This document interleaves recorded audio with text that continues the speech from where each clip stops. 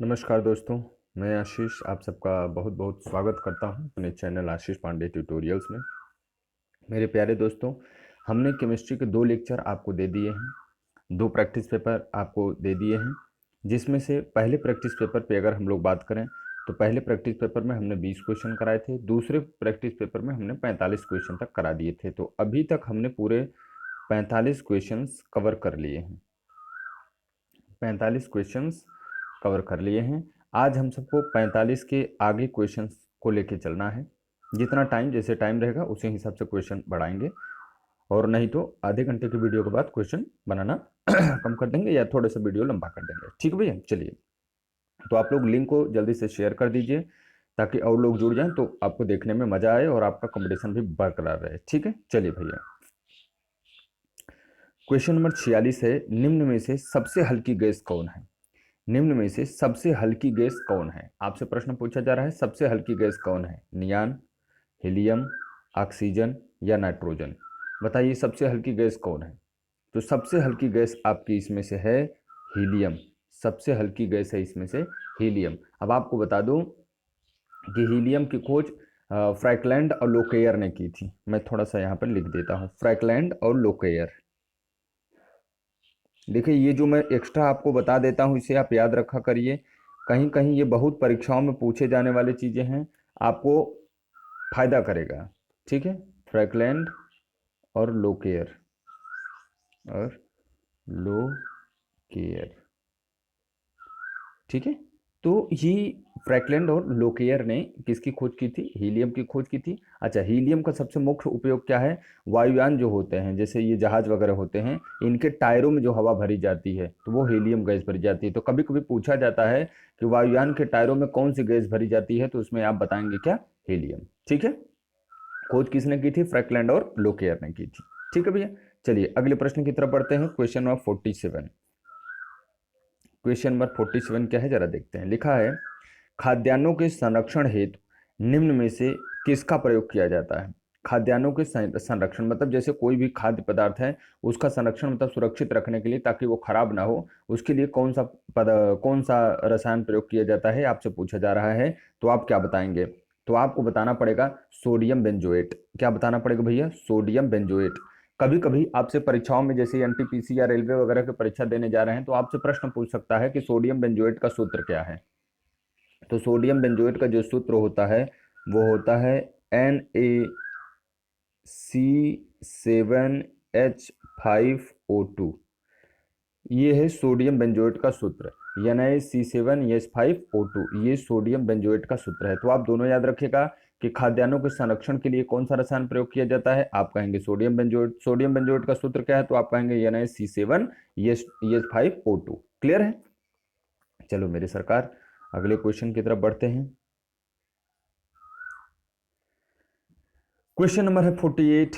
लिखा है, किस उद्देश्य से पोटेशियम ब्रोमाइड का प्रयोग करा जाता है? पोटेशियम ब्रोमाइड का प्रयोग किस उद्देश्य से किया जाता है? तो आपको मैं बता दूं कि पोटेशियम ब्रोमाइड का पहले सूत्र जान लीजिए, होता है KBr।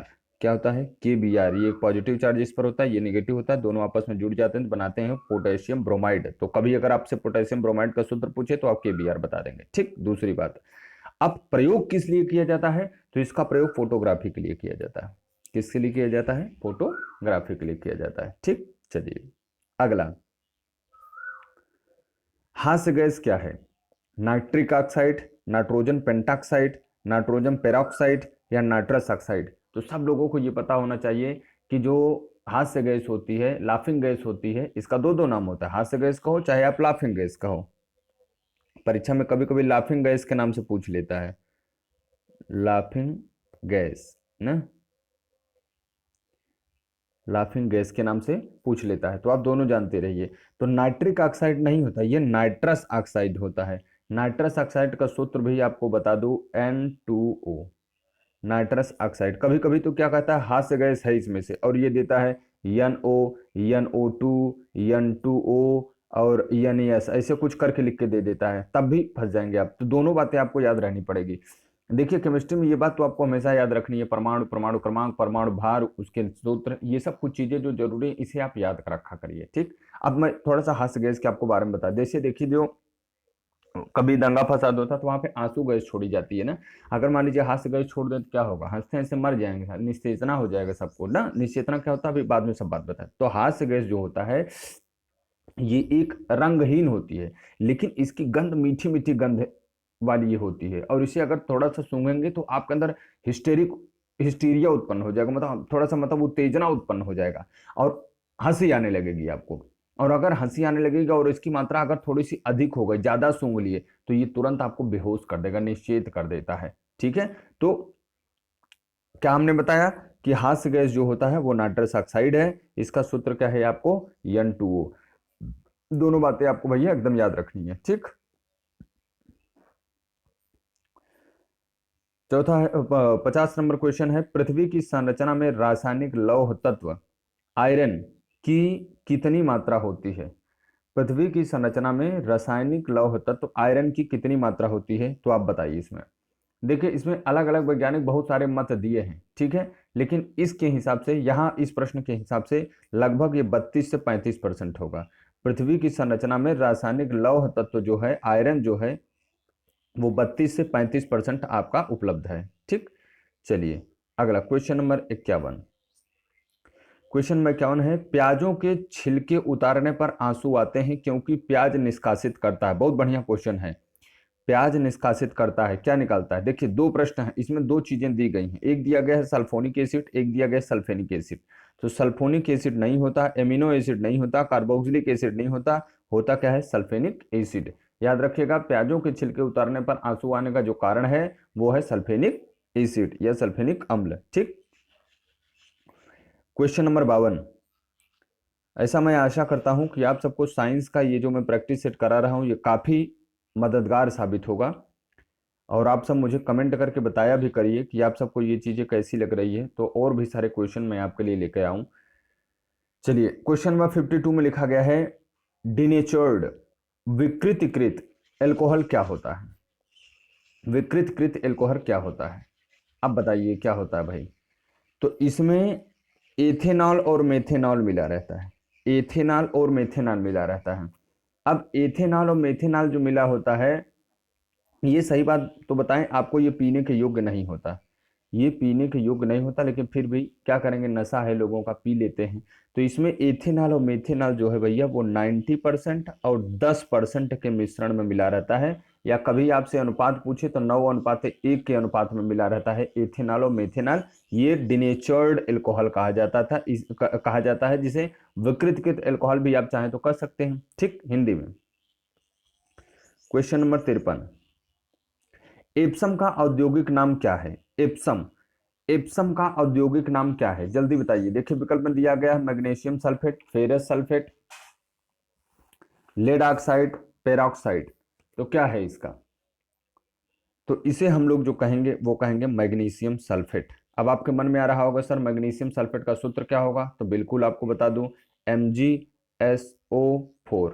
अगर इसमें चाहें तो X7H2O भी होता है, 7 भाग इसके जल के भी इसमें मिले होते हैं, ये MgSO2 होता है मैग्नीशियम सल्फेट का सूत्र, ठीक है।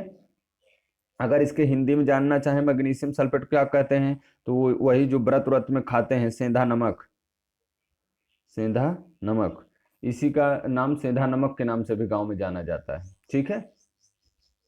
और इसका प्रयोग स्वास्थ्य और सौंदर्य प्रसाधन के लिए किया जाता है, स्वास्थ्य और सौंदर्य प्रसाधन के लिए किया जाता है, ठीक है, सौंदर्य प्रसाधन के लिए, ये सब महिलाओं के लिए ही है। 54 नंबर क्वेश्चन, चलिए। हरे फलों को कृत्रिम ढंग से पकाने हेतु प्रयुक्त गैस क्या है। हरे, अगर हरा फल है, जैसे आप देखते हैं केला वाला और आम उम आते हैं मार्केट में, तो इनको जिस कृत्रिम ढंग से पकाया गया रहता है, ये अपने डाली में पके हुए नहीं होते हैं। अगर डाली में पका हुआ होगा तो वो थोड़ा सा ज़्यादा ही मीठा होता है, ज़्यादा ही स्वादिष्ट होता है, परंतु इसमें क्या होता है कि इसे केमिकल रसायनों द्वारा पकाया जाता है, इसलिए उसमें थोड़ी सी आप देखेंगे जहाँ पकाया जाता है वहाँ पर बड़ी बदबू भी आती है। तो वो जो रसायन प्रयोग किया जाता है, कृत्रिम ढंग से जो गैस प्रयोग की जाती है, वो एसिटिलीन गैस प्रयोग की जाती है, एसिटिलीन गैस प्रयोग की जाती है कृत्रिम ढंग से फलों को पकाने के लिए। अच्छा, इसमें क्या होता है, आर्सेनिक और फास्फोरस पाया जाता है, एसिटिलीन में आर्सेनिक और फास्फोरस पाया जाता है, आर्सेनिक और फास्फोरस होता है, ठीक है, इसमें आर्सेनिक और फास्फोरस पाया जाता है। और इसमें जैसे कैल्शियम जो कार्बाइड होता है वो वातावरण में मौजूद नमी से प्रतिक्रिया करके एसिटिलीन गैस बना देता है। अब इससे क्या होता है, जैसे एसिटिलीन गैस बनाएगा तो फल आपका पक के तैयार हो जाएगा। इथिलीन एक और अगर यहाँ पे हम लोग देखें तो इसको जैसे क्या होता है, कभी कभी तो ये तो गैस वाला हो गया, कभी कभी कुछ और भी पदार्थ प्रयोग किए जाते हैं, जैसे जो ग्रामीण इलाकों में पकाने के लिए, तो वहां पर भी उसके दीवारों पर छिड़क दिया जाता है, उसमें सामान को रख दिया जाता है जिसे पकाना होता है और वो पक करके तैयार हो जाता है। ठीक, चलिए अगले प्रश्न की तरफ बढ़ते हैं। क्वेश्चन नंबर 55 लिखा क्या है, एसीटोन और मिथाइल अल्कोहल के मिश्रण को अलग करने के लिए कौन सी निम्नलिखित तकनीक का प्रयोग किया जाता है। एसीटोन और मिथाइल को, एसीटोन और मिथाइल अल्कोहल को के मिश्रण को अलग करने के लिए कौन सी तकनीक का प्रयोग किया जाता है, बताइए भैया, बढ़िया क्वेश्चन है ये, बोलिए। तो इसे आंशिक आसवन कहा जाता है, इसे आंशिक आसवन का प्रयोग कहा जाता है। ठीक भैया, आगे क्वेश्चन नंबर 36 में चलते हैं। ये बहुत बार क्वेश्चन पूछा गया है, यूपी ट्रिपल एससी लोअर में दिखा रहा है, लेकिन ऐसी कोई परीक्षा नहीं जिसमें ये पूछा गया हो, तो अब बहुत बार पूछे तो पूछा भी जाएगा, याद रखिए मेरे भैया। मैं एक बहुत सीरियसली बात आपको बता दूं कि लॉकडाउन में हर कुछ चीज़ बंद था, तो जाहिर सी बात है कि जो पेपर सेटर वगैरह होंगे सब भी बंद होंगे। तो यदि जब परीक्षा होगी तो इसमें जान लीजिए कि पुराने क्वेश्चन पूछे जाने की आशंकाएं बहुत अधिक हैं। अगर आप लोग खूब बढ़िया से प्रैक्टिस सेट हल कर लेते हैं तो आपका सिलेक्शन 100% होगा, ये बात आप याद रखिए। क्योंकि इस समय प्रैक्टिस सेट पे देखिए सब लोग जोर दे रहे हैं और कोई भी बच्चे घर पर एकदम शांत होकर के आप लोग बैठ गए हो, और इससे सिलेक्शन आपका थोड़ा सा गड़बड़ हो सकता है। मेरे भैया देखिए, प्रॉब्लम्स तो आती जाती रहती हैं, सभी परेशान रहते हैं, दुनिया में ऐसा कोई आदमी नहीं जो परेशान नहीं है, सभी परेशान रहते हैं। लेकिन याद रखिए, इस शांति के दौर में, इस बंदी के दौर में अगर आप पढ़ते हुए रहे तो मैं इतनी गारंटी के साथ आपको कह सकता हूं कि ये वाली पढ़ाई आपकी सबसे अधिक असरदायक होगी। ठीक है मेरे भाई, चलिए क्वेश्चन नंबर 56 लिखा गया है, आंसू का पीएच मान क्या होता है। आंसू का पीएच मान क्या होता है, अब बताइए आप, आंसू का पीएच मान क्या होगा। तो भैया देखिए, इसमें जो विकल्प दिया गया है उसके हिसाब से तो कोई विकल्प सही नहीं है, क्योंकि आंसू का जो एग्जैक्ट पीएच मान होता है वो 6.5 से लेकर के 7.6 तक होता है। आंसू का जो पीएच मान होता है वो यक्स 6.5 से लेकर के 7.6 तक होता है। लेकिन अब न तो इसमें 6.5 में न तो ये सही हो पाएगा न तो ये सही हो पाएगा, ये वाला बहुत अधिक हो गया, तो आपका विकल्प मजबूरन आपको लगाना पड़ेगा क्या, 7.4। ठीक, 7.4 जो होता है वो ब्लड का भी होता है, हमारे आपके शरीर में जो रक्त दौड़ रहा है वो वाला। अब देखिए, एक चीज और पूछता है, आंसू कैसा होता है, क्षारी होता है या लवणीय होता है, कैसा होता है। अब देखिए, मैं यहाँ पर एक चीज आपको बता दूं, अगर पीएच मान, अगर पीएच मान, पीएच मान, इसे मैं 3 कैटेगरी में डिवाइड कर देता हूं। मान लीजिए अगर ये 7 है, 7 के अगर ऊपर गया और 7 के अगर नीचे गया और 7 ही रह गया, तो याद रखिए कि 7 के अगर नीचे गया, 7 के अगर नीचे गया तो वो अम्लीय होगा। क्या होगा, अम्लीय होगा ना। जैसे आप नींबू वगैरह खाते हो तो तुरंत देखिए खट्टा खट्टा आने लगता है, ये आप एकदम फिक्स जान लीजिए कि वो उसकी जो पीएच वैल्यू होगी वो 7 से नीचे होगी। क्लियर है बात। दूसरी, 7 से ऊपर जब चला जाए तो 7 से अधिक जैसे ही होगा वो क्षारीय हो जाएगा। कैसा हो जाएगा, क्षारीय हो जाएगा। कभी आंसू आप लोग पी के देखिए, आपको बड़ा दूसरे टाइप का लगेगा, खारा टाइप का कुछ ऐसा लगेगा। तो कभी आंसू पी के देखिए, मैं तो बराबर चेक किया हूँ, पसीना करिए, पसीना भी चाट के देखिए एक बार। ठीक, और जो 7 होता है वो उदासीन होता है, उदासीन पीएच मान होता है। ठीक, तो ये बात आप याद रखिएगा कि अगर 7 से अधिक है क्षारीय होगा, अगर 7 से कम है अम्लीय होगा, अगर 7 है तो वो उदासीन होगा। अब अगर मैं आपसे पूछूं कि आंसू का पीएच मान अगर 6.5 से लेकर के 7.6 तक है, 7.6 तक है, तो अब आप मुझे बताइए कि ये जो 7.4 दे रहा है ये आंसू कैसा होगा, तो आप तुरंत कहेंगे सर ये क्या होगा, क्षारीय होगा। तो आंसू कैसा होता है, क्षारीय होता है। ठीक मेरे भैया, चलिए क्वेश्चन नंबर 57। क्वेश्चन नंबर 57 में कहा गया है कि इथेनॉल की कैलोरीफिक वैल्यू किलो जूल प्रति ग्राम में क्या हो गई। कैलोरीफिक वैल्यू क्या हो गई। अब आपको पहले बता दूं कैलोरीफिक वैल्यू क्या होती है। कैलोरीफिक वैल्यू जो होता है वो ईंधन जो उत्पादित ऊष्मा होती है कि वो मात्रा है जिसे निश्चित दाब और सामान्य परिस्थिति में उत्पादित किया जा सकता है। ठीक है, तो इथेनॉल की जो कैलोरीफिक वैल्यू होती है वो होती है 30 किलो जूल प्रति ग्राम। 30 किलो जूल प्रति ग्राम ये होती है, ये आप जानते रहिए। आगे 57 नंबर क्वेश्चन में 57 नंबर क्वेश्चन कह रहे हैं बर्तन बनाने के लिए कौन सी निम्नलिखित मिश्र धातु का इस्तेमाल नहीं किया जाता है। कौन सी मिश्र धातु का प्रयोग नहीं किया जाता है। तो पहले जो हम लोग जानते हैं पहले उसे काट देते हैं, अपने आप ऑटोमेटिक चीजें पता चल जाएगी। देखिए पीतल का प्रयोग भाई हम लोग आराम से करते हैं। हमने मतलब यहाँ से पीतल काट दो, क्यों करते हैं, क्योंकि पीतल ये आपको बताया था कॉपर और जिंक का मिश्रण होता है। देखिए आप कई चीजें मैं बार बार रिवाइज कर देता हूं तो आप इसे ध्यान रखा करिए। जब मैं बोलूं पीतल किसका मिश्रण होता है तो आप अपने यहाँ जहां भी बैठे हो आप वहां से बोला करो कि सर इसका इसका मिश्रण होता है। अगर मैं बताया और आप जो सोचे थे वो सही निकला तो आपका कॉन्फिडेंस बढ़ेगा, और अगर नहीं आया तो जब मैं बताऊंगा तो आपको अच्छा समझ में आएगा। ये बात आप हमेशा याद रखा करिए, एकदम मूल मंत्र बना लीजिए। ठीक है, चलिए अब दूसरी बात। अब देखिए इसमें से सभी चीजें नई लग रही है, तो अगर मैं आपको बताते चलूं तो ये जो यूरेलिमिन होता है, यूरेलिमिन इसका पूरा नाम ना ड्यूरेलिमिन होता है। मैं यहाँ पर लिख देता हूँ ड्यूरेलुमिन। ड्यूरेलुमिन ड्यूरेलुमिन होता है। अब ये जो होता है ना ये किससे, ये बहुत बड़ा चीजों से मिलकर मिलता बनता है, जैसे एल्युमिनियम, कॉपर, मैग्नीशियम और मैग्नीज, यमियन, ये इतने चीजों से मिल करके बनता है। अब आप बताइए ये कॉपर, एल्युमिनियम, मैग्नीशियम, मैग्नीज सबका प्रयोग होता है कि नहीं। तो ये ड्यूरेल्यूमिन जो होगा इसका भी प्रयोग किया जाता है, इसका भी प्रयोग हम लोग बनाने के लिए करते हैं। ठीक है, क्लियर हो रहा है। अब अगर जर्मन सिल्वर, इसी में मिटा दे रहा हूं थोड़ा सा। अब अगर मैं जर्मन सिल्वर की बात कर लूं तो जो जर्मन सिल्वर होता है भैया ये भी कॉपर, जिंक और निकिल का मिश्रण होता है। कॉपर, जिंक और निकिल का मिश्रण होता है। कौन, ये आपका जर्मन सिल्वर।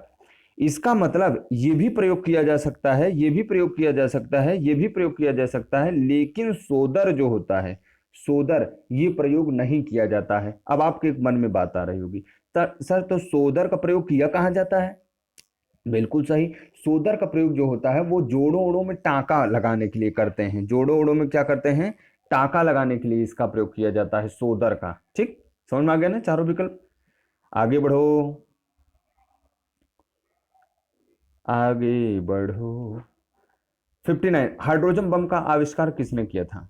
हाइड्रोजन बम का आविष्कार किसने किया था मेरे भाई, जल्दी से बता दीजिए। अगर हाइड्रोजन बम का आविष्कार आप लोग बता देंगे तो आपके गांव में मैं एक हाइड्रोजन बम मंगवाऊंगा। नहीं मंगवाऊंगा, डरो मत। एडवर्ड टेलर ने किया था। किसने किया था, एडवर्ड टेलर ने किया था। क्लियर भैया। और अगर अणुबम का आविष्कार आपसे पूछ ले तो आप किसको बताएंगे, अणुबम। अणुबम, तो अणुबम का आविष्कार दो लोग मिलकर किए थे, ऑटो-हॉर्न और ट्रांसमैन। ऑटो-हॉर्न ये 11 में था, ऑटो-हॉर्न और स्ट्रासमैन। स्ट्रासमैन ये दो लोग मिल करके क्या किए थे भैया, अणुबम की खोज कर डाले थे। ठीक, चलिए अच्छा एक प्रश्न यहीं से और अगर आपको मैं बता दूं, हाइड्रोजन बम किस प्रक्रिया पर आधारित है। हाइड्रोजन बम किस प्रक्रिया पर आधारित है। तो हाइड्रोजन बम भैया जो आधारित है वो बताया था आपको मैं, ये नाभिकीय संलयन प्रक्रिया पर आधारित, बहुत खतरनाक होता है।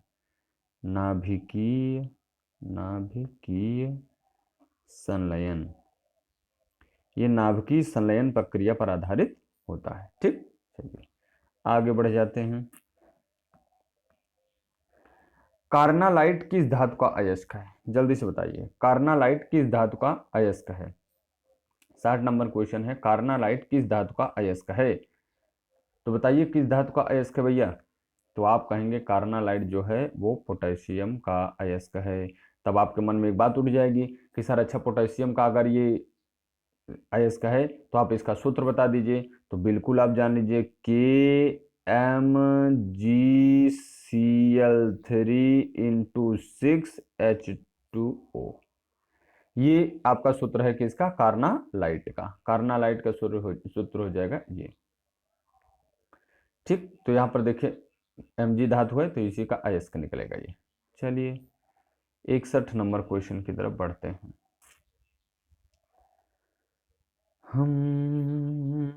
61 नंबर क्वेश्चन देखिए क्या लिखा है, निम्नलिखित में से कौन सी धातु मानव ने सर्वप्रथम प्रयोग की थी? तो बहुत दिन से आप सब जानते चले आ रहे हैं, तांबा। सबसे पहले तांबा ही आया था, सबसे पहले ये तांबा ही खोज किए थे। तांबा का सूत्र होगा Cu।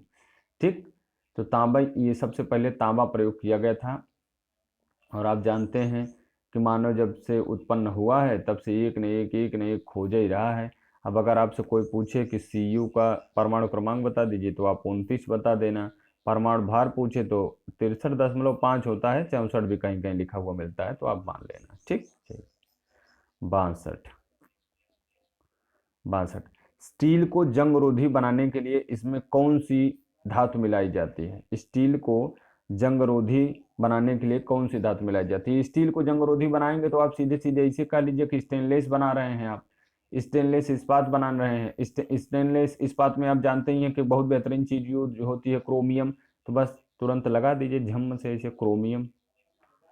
ठीक, क्रोमियम हो गया।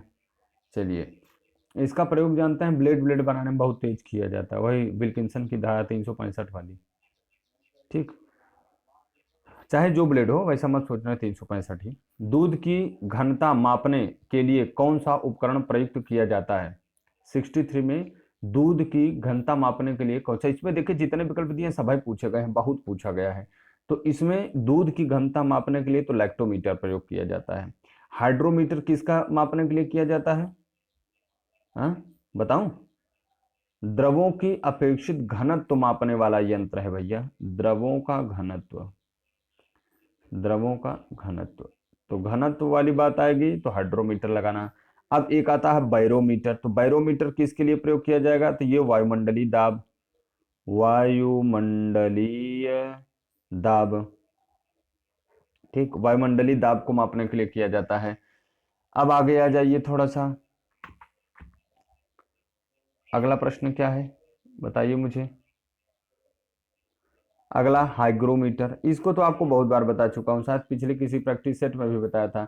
हाइग्रोमीटर का प्रयोग क्या किया जाता है? ये भी अब देखिए बैरोमीटर वायुमंडलीय दाब मापने के लिए किया जाता है, याद रखिएगा। और जो हाइग्रोमीटर है ये वायुमंडलीय दाब की आर्द्रता मापने के लिए किया जाता है। तो आप यहाँ पे जानिए आर्द्रता मापने के लिए किया जाता है, आर्द्रता मापने के लिए किसका? हाइग्रोमीटर। ठीक भैया, चलिए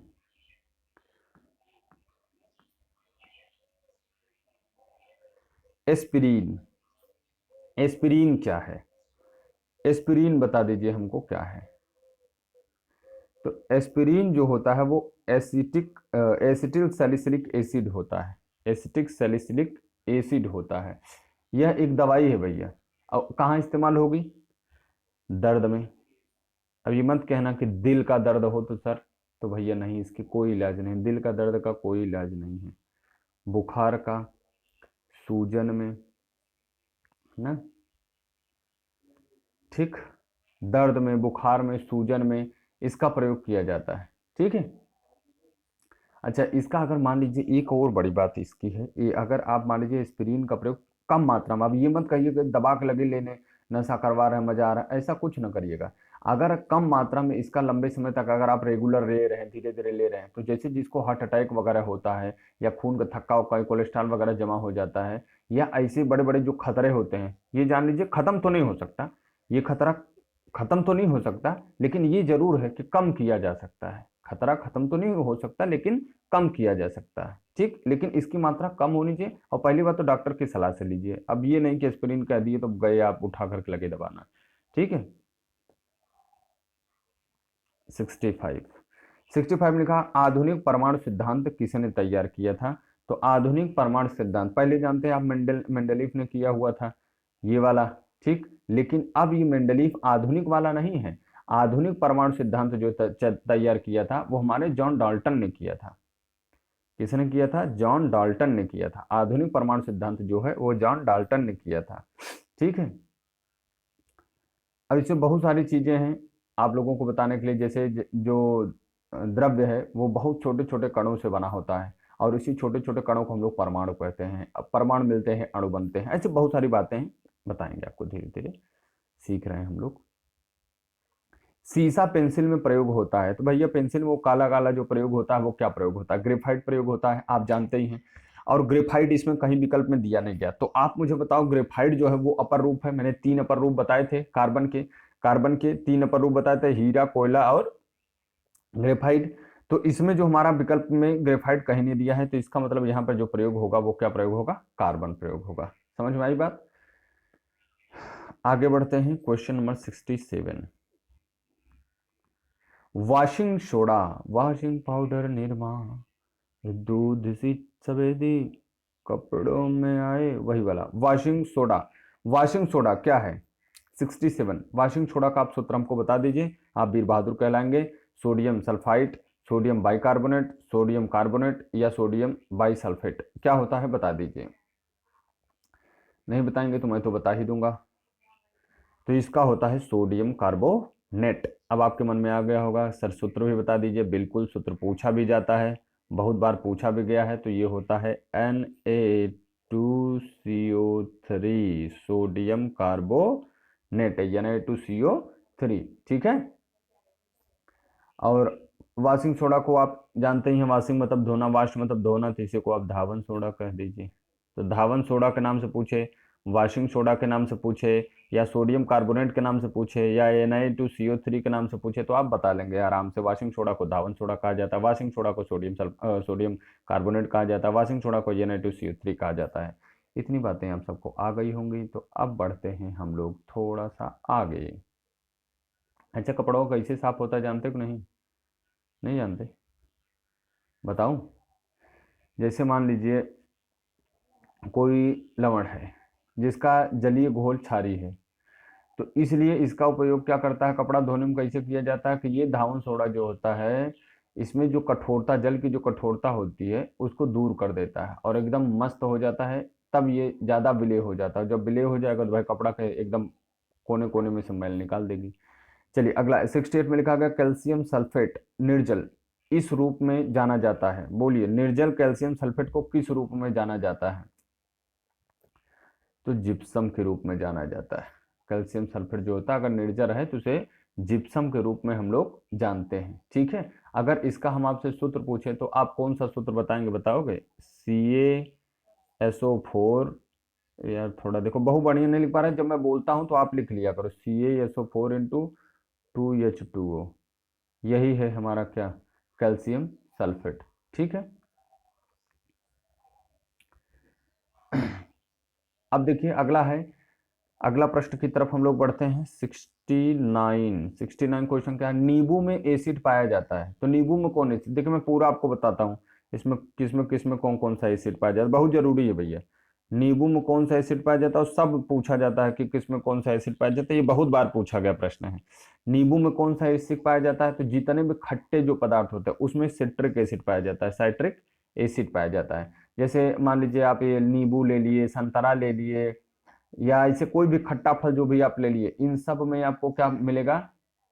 ये सिट्रिक एसिड पाएगा। ये बहुत दुर्बल होता है, ये जो कार्बनिक एसिड होता है बहुत दुर्बल एसिड होता है। ठीक है, तो इसमें क्या पाया जाएगा? Citric acid. लैक्टिक एसिड किस में पाया जाएगा, जरा हमको जल्दी से बता दीजिए। तो आप कहोगे दूध में पाया जाएगा। मैलिक एसिड किस में पाया जाएगा? तो आप कहोगे सर सेब में पाया जाएगा। अगर मैं पूछूं टार्टरिक एसिड किस में पाया जाएगा, तो आप कहेंगे सर इमली में पाया जाएगा। ठीक है, तो इमली में आपका टार्टरिक एसिड पाया जाएगा, दूध में आपका लैक्टिक एसिड पाया जाएगा, सेब में आपका मैलिक एसिड पाया जाएगा, और खट्टे फल मतलब जैसे नींबू, संतरे, ऐसे खट्टे फल हो गए तो उसमें सिट्रिक एसिड पाया जाएगा। ठीक, सिट्रिक एसिड कहिए या साइट्रिक एसिड कहिए, दोनों एक ही बात है। क्लियर है ना? चलिए आगे चलते हैं। शुद्ध पानी का पीएच मान कितना होता है? अब आप बताएं शुद्ध पानी का पीएच मान कितना होता है? अभी कुछ देर पहले मैंने बताया था कि अगर किसी का पीएच मान 7 से अधिक है तो क्या होगा? 7 से कम है तो क्या होगा, 7 होगा तो क्या होगा। अब आपका जो पानी है, जो शुद्ध जल है, हमने बताया था रंगहीन गंधहीन होता है, तो इसका मतलब ये जो होता है, इसका पीएच मान एक उदासीन वैल्यू होनी चाहिए। क्या होनी चाहिए, उदासीन वैल्यू, और उदासीन वैल्यू होगी तो वो क्या होगा आपका 7। ठीक, क्लियर हुई हमारी बात। चलिए भैया अगले प्रश्न की तरफ बढ़ जाते हैं। 71 नंबर क्वेश्चन, 71 नंबर क्वेश्चन देखिए क्या लिखा गया है यार, भाग गया नीचे। 71 नंबर क्वेश्चन 71, देखिए क्या कहा गया है 71। कृत्रिम सिल्क के रूप में कौन सा सिंथेटिक फाइबर जाना जाता है, बताइए। ये प्रश्न आप सबको आना चाहिए। तो इसका विकल्प आपका सही होगा रेयान। इसका सही क्या होगा, रेयान। रेयान जाना जाता है। ठीक है। 72 नंबर क्वेश्चन, लाफिंग गैस क्या है, अभी कुछ देर पहले बताया था। हंसने वाली गैस या लाफिंग गैस।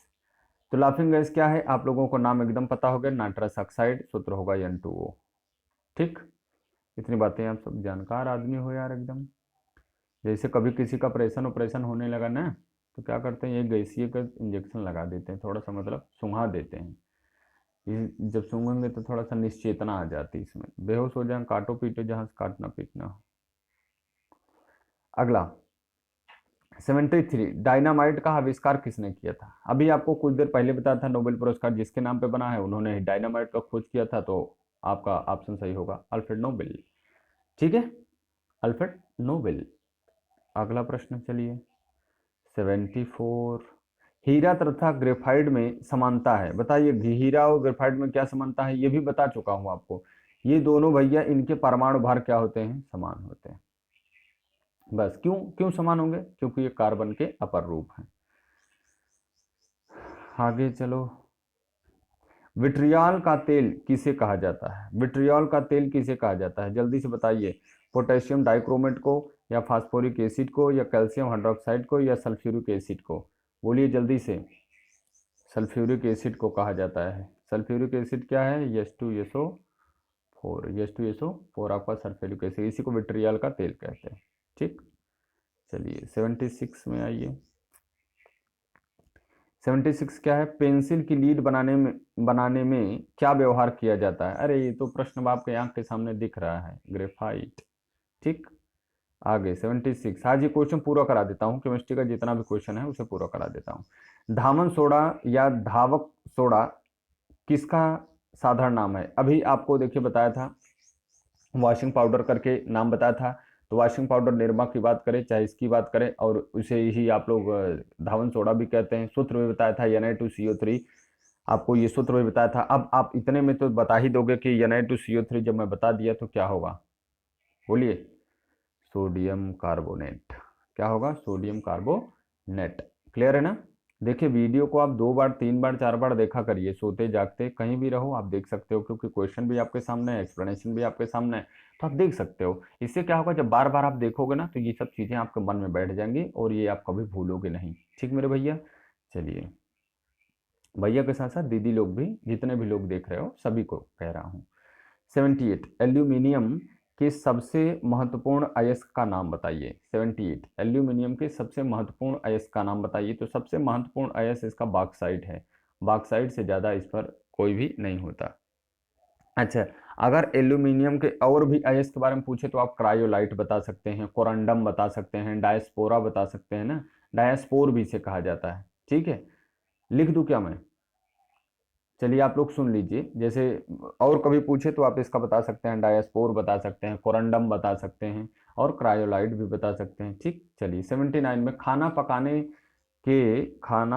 यार क्वेश्चन दिख रहा है, ये आगे नहीं बढ़ रहा।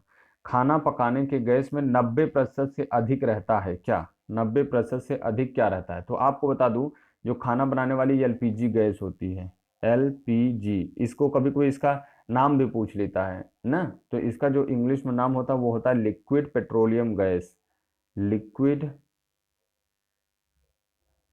Petroleum gas, liquid petroleum gas ना। तो लिक्विड पेट्रोलियम ये जो गैस होती है, हिंदी में तो भाई जानते ही हैं, लिक्विड मतलब द्रवित या द्रव, पेट्रोलियम गैस, द्रवित पेट्रोलियम गैस आप इसे कह सकते हैं, एलपीजी। तो इसमें दो चीज मिली होती है, एक मिली होती है आपका ब्यूटेन और एक मिली होती है प्रोपेन। तो ब्यूटेन और प्रोपेन का जो अनुपात होता है वो 60%, तो ये आपका ब्यूटेन मिली होती है और 40% आपका प्रोपेन मिली होती है।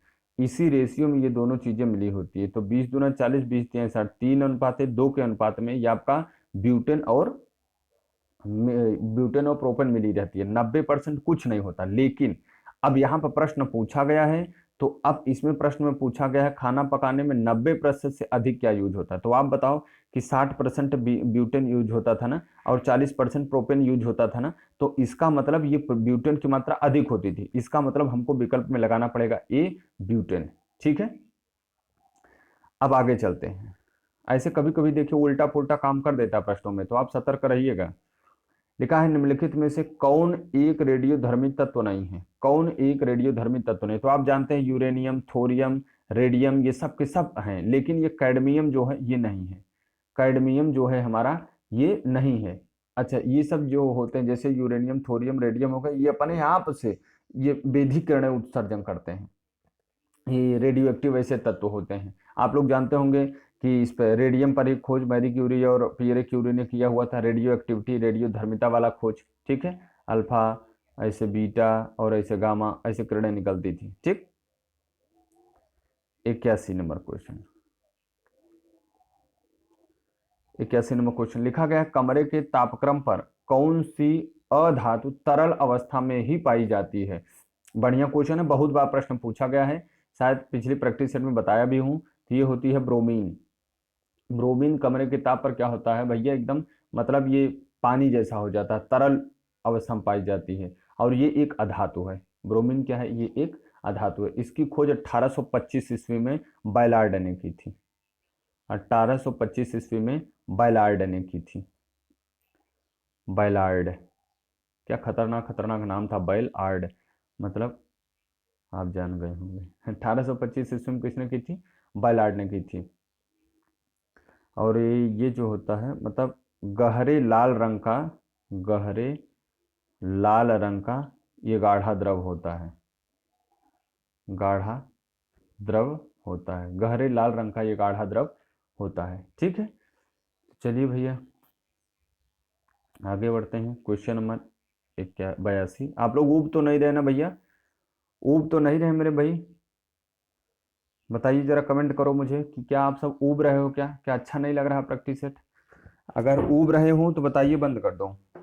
लेकिन बस 7 क्वेश्चन 8 क्वेश्चन बचे हुए हैं, यही कर लेंगे तो मैं आपको बायोलॉजी कराना चालू कर दूंगा। ठीक, ऐसे बहुत सारे क्वेश्चन जितने भी मुझे मिल पाएंगे मैं आप सबको क्वेश्चन कराता रहूंगा और आप आराम से इसका प्रैक्टिस करते हैं। देखिए 15 मई से पहले, 15 मई से पहले तो भैया कोई भी संस्थान खोली नहीं जा सकती, 15 मई से पहले। और 15 मई से पहले तो पता नहीं भाई कितने लोग बचेंगे, कितने लोग मर जाएंगे। तो 15 मई से पहले तो नहीं खुल सकती मेरे भैया, लेकिन 15 मई तक हम आप साथ साथ रह तो सकते हैं, साथ साथ एक दूसरे के साथ पढ़ तो सकते हैं।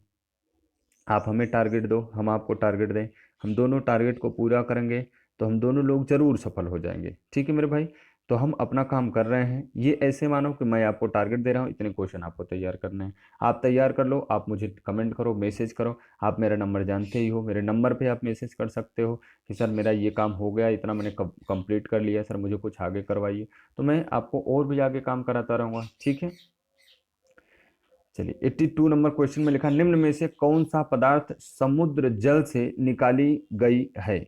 कौन सा पदार्थ समुद्री जल से निकाला गया है, तो आप मुझे बताएंगे कि कौन सा पदार्थ समुद्री जल से निकाला गया है। तो आपकी जानकारी के लिए बता दूं, यही अपना प्यारा सा ब्रोमीन है जो समुद्री जल से निकाला जाता है। अच्छा, ये जब समुद्री जल से निकाला जाता है तो क्या आपको ऐसे डायरेक्ट ब्रोमीन ब्रोमीन मिलेगा क्या ना?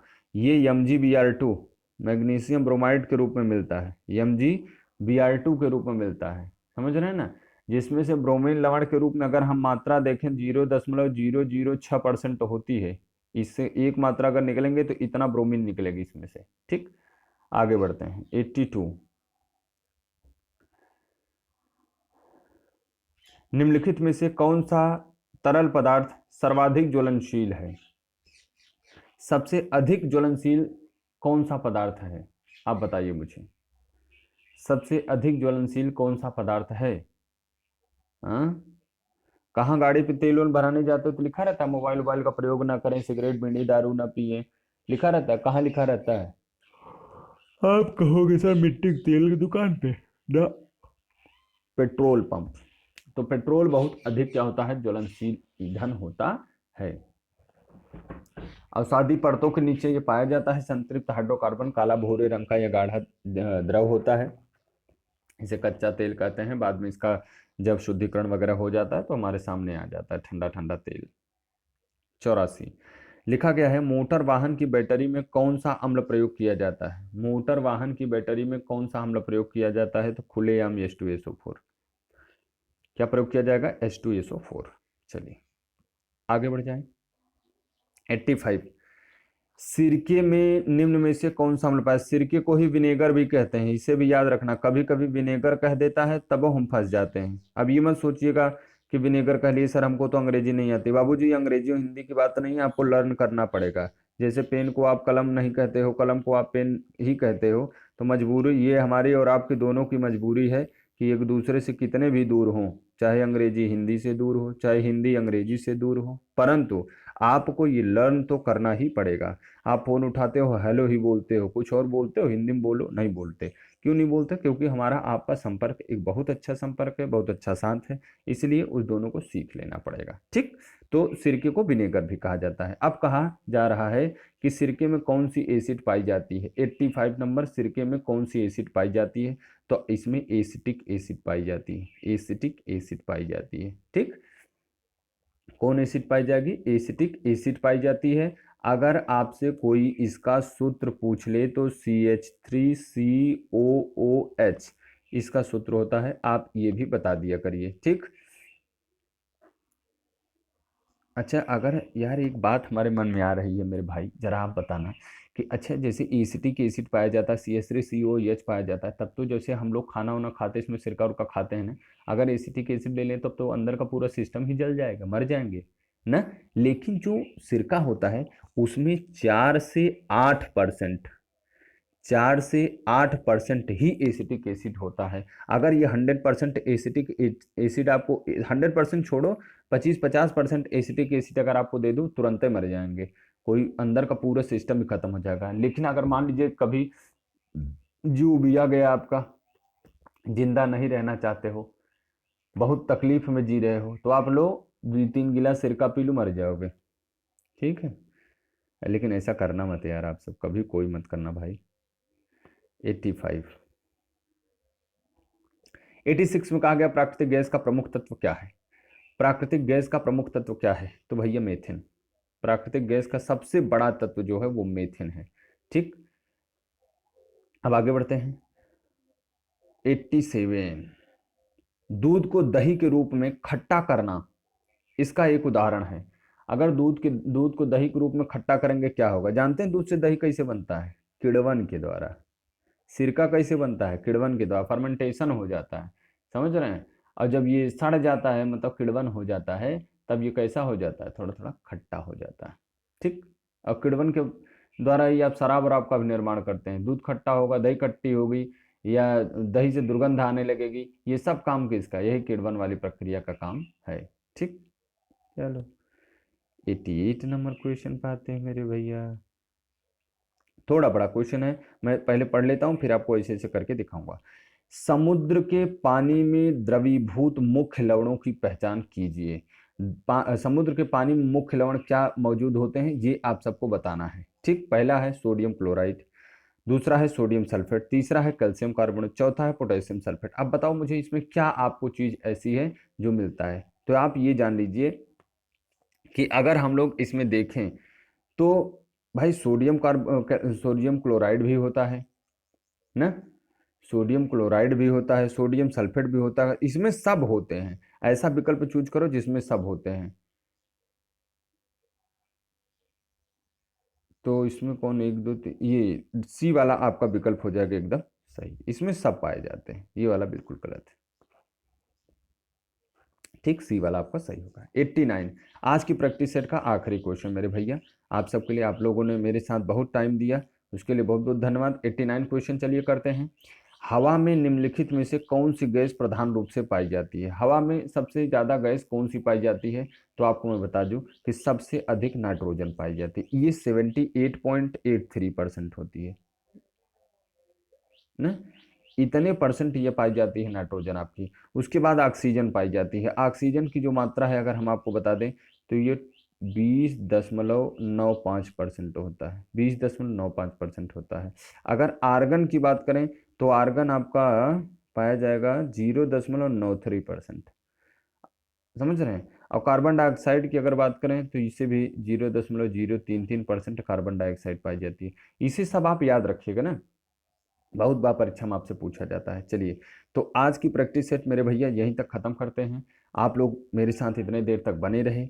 कैसा लगा आपको? क्या मेरी प्रैक्टिस सेट आप सबको कुछ अच्छा लग रहा है? तो आप सब मुझे कमेंट जरूर करना। और आप सब मेरे साथ इतने देर तक बने थे, इसके लिए भैया आप सबको थैंक यू।